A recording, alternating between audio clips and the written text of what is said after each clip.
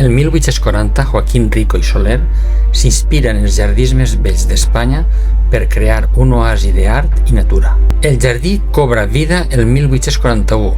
Es construeix un canal de 2 quilòmetres per regar-lo i s'omple de vida amb un pavelló, estàtues i un laberint. Aquest espai es converteix en un punt de trobada per a veïns i pobles propers.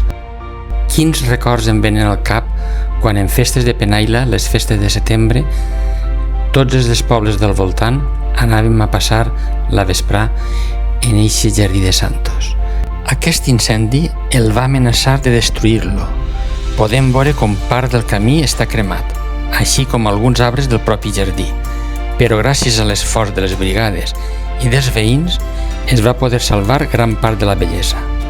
El jardí, que va ser cedit al poble al 1986, a ben segur que continuarà sent un símbol de Penàguila i dels pobles de la rodalia.